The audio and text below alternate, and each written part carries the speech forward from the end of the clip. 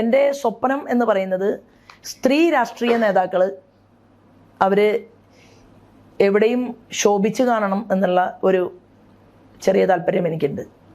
അപ്പം അതുകൊണ്ട് അങ്ങനെ ഒരു കാരണം എല്ലാ പാർട്ടിയിലെയും വനിതാ നേതാക്കളുമായിട്ട് നല്ല ബന്ധമുള്ളതാണ്. 20 വർഷമായിട്ട് ഞാൻ മൈക്ക് കിട്ടുമ്പോഴെല്ലാം ഓരോ രാഷ്ട്രീയ പാർട്ടിയിലെയും സ്ത്രീകൾ അവർക്ക് പോലും പറയാൻ ധൈര്യമില്ല. അപ്പോൾ പക്ഷേ കേരളത്തിൽ 20 വർഷമായിട്ട് പൊതുരംഗത്ത് നിൽക്കുന്ന സ്ത്രീകളുടെ പ്രാതിനിധ്യം 2 പാർട്ടികളും വർദ്ധിപ്പിക്കണം എന്ന് ഞാൻ ആവശ്യപ്പെടാറുണ്ട്. ഞങ്ങൾ ഭരണഘടന പൊളിച്ചെഴുതി, ഞങ്ങളാണ് കൂടുതൽ ചെയ്യുന്നത്.